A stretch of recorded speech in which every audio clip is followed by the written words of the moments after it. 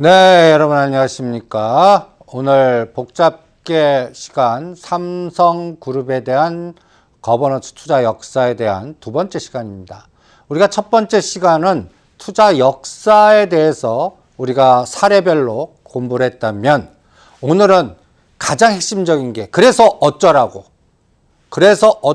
전략, 이것이 과거에 이것이 있었는데 이제 실전 투자에서 이것 때문에 파생되는 여러 가지의 경로를 지나서 앞으로 어느 쪽 섹터가 플러스 쪽이 되고 어느 쪽 섹터는 마이너스 쪽이 되는지 이 부분을 그래프 갖고 분석하는 게 아니라 각각의 대주주의 이기심, 그 다음에 지분가치, 그리고 사람과 사람 간의 연결고리, 파워게임 이런 측면으로 시장을 분석하고 종목을 분석하는 접근이 복잡계 시각의 연결고리 시각입니다.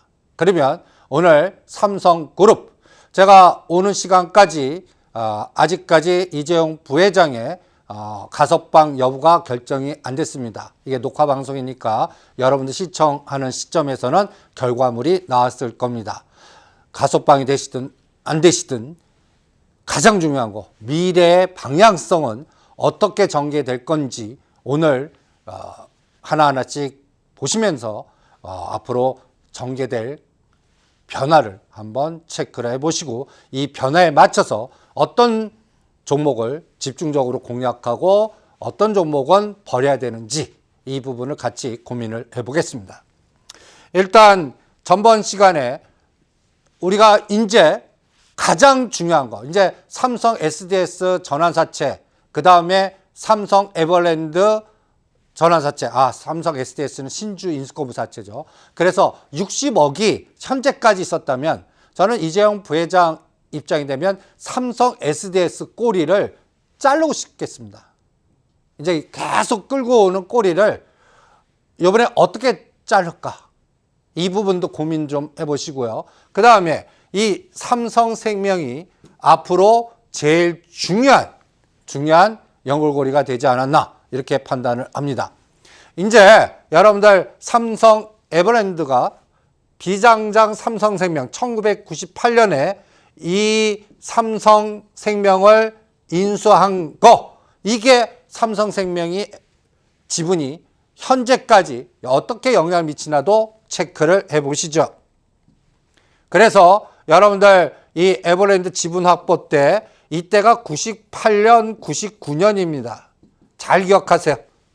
그래서 이때는 자동차 법정관리 이 2조를 삼성생명의 담보가치로 선정해서 위기를 넘겼다는 사실도 기억하시고요. 삼성 SDS는 최초 시작점 이 60억 갖고 600억 된 다음에 이거를 또 현재까지 이 지분 가치가 어떻게 변화됐는지도 체크를 하십시오.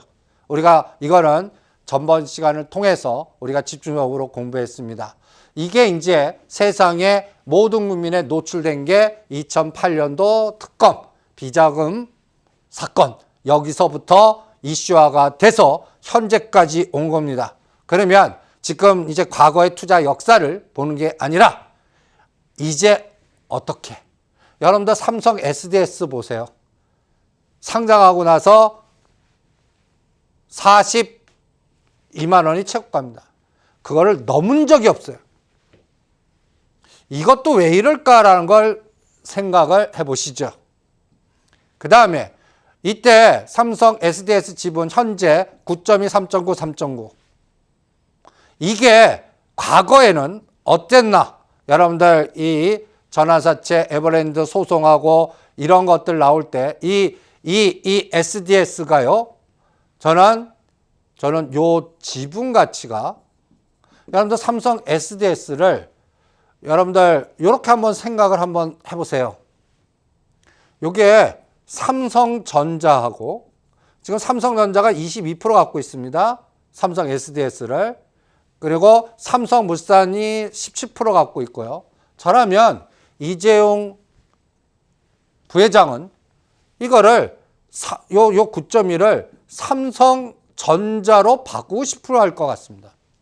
미리 상상을 해보는 거죠. 상상을. 또 이부진 호텔신라사에서는 요 부분을 호텔신라로 바꾸고 싶어 하지 않겠나. 이렇게 상상을 한번 해보겠습니다. 그러면 이렇게 되려면 이거는 어떻게 먼저 작업이 들어가야 되나. 여러분들 삼성 SDS하고 삼성전자하고 합병 시나리오 소설 한번 써보는 겁니다. 아니면 삼성 SDS하고 삼성물산하고 합병 시나리오. 그런데 제가 삼성물산도 삼성 SDS 갖고 있고 삼성전자 갖고 있는데 이거를 합병하면서 비율을 조절하면 얼마라도 이 9%나 9%가 삼성전자로 바뀌지 않겠습니까? 그러면 지금 이재용 부회장이나 개인적인 지배구조도 문제지만 내년 4월 30일 또 뭐가 문제입니까? 2조나 되는 또 상속세 내셔야 됩니다. 이번에는 현금 부분과 대출 받았고 그 다음에 여러 가지 방법으로 2조를 냈습니다. 이제 5년 동안 매년 2조씩을 내야 됩니다. 이거 2조 내는 거 장난 아닙니다. 그러면 여러분들 어떻게 내야 돼요? 삼성전자가 주는 배당 쌓아놓고 또 삼성생명의 대주주가 됐으니까 또 삼성생명이 주는 배당 쌓아놔도 그게 얼마나 될까요? 2조 될까요? 힘들지 않을까라는 생각이 듭니다. 그러면 이제는 어떤 방식이 통할까? 지분가치 높이기 게임을 하지 않을까? 이런 생각을 하는 겁니다. 어떤 방식으로 높일까?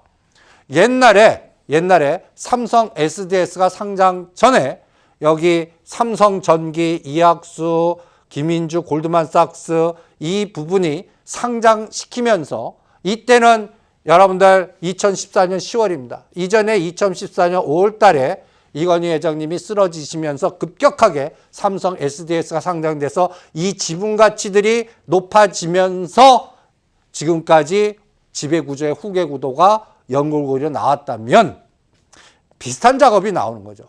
이때 이걸 문제 삼아서 이학수 특별법 이게 형성됐지만 결론은 XX. 그러면 이제 삼성물산 중심으로 지배구조가 형성이 됐습니다. 여러분들 이거는 합병 삼성물산. 이거는 저는 변함이 없을 거라고 봅니다. 근데 이때 이건희 회장님 거는 이제 여기에 귀속이 됐고요. 그래서 결론은 이건희 회장님의 20%가 이렇게 나눠졌습니다. 근데 여기서 홍라 여사가 이건희 원래는 이거 10%를 홍라 여사가 가져야 되거든요. 남은 거 갖고 또 다시 나누고. 그런데 이건 포기하셨습니다. 왜 그런 부분이 나왔을까? 삼성생명 그리고 법정으로 안 가고 그 다음에 이건희 회장님의 비중이 여기 0.06밖에 없었거든요. 그리고 요 밑에 따는 이부진, 이서연 아무도 없습니다. 그런데 이게 또 어떻게 바뀌었나? 한번 삼성선 대주주 변경 신청하면서 왜 삼성생명 중심으로 헤쳐 모였을까? 이것도 한번 상상을 한번 해보세요. 왜 삼성생명으로 헤쳐 모였을까? 개인별 갖다 위해서 대주주 공유지분 만들고 대주주 상속, 대주주 자격 이렇게 해서 왜 이쪽으로 못 쳤을까? 여러분들 이거는 과거에 2014년에 여러분들 최초의 에버랜드가 가면서 여기서 여러분들 뭘 생각을 하셔야 되냐면 이때 여러분들 삼성카드가 제일모직을 이게 에버랜드입니다. 에버랜드. 여러분들 요 과정이 어떻게 바뀌었나? 삼성카드가 2007년 6월 달에 상장됐거든요. 그런데 지금 삼성카드 주주를 보시면 옛날에는 보세요. 옛날에는 이 삼성전자도 갖고 있고 삼성생명도 갖고 있습니다. 삼성카드를. 근데 지금은 삼성생명이 70%로 하나로 다 뭉쳤습니다. 삼성전자 거를 삼성생명으로 넘긴 거죠. 이 부분 왜 넘겼을까? 삼성생명 중심으로 금융지주 만드나? 이러기 위해서는 여러분들 계열사를 다 30% 이상씩 들고 있어야 됩니다. 금융 계열사를요.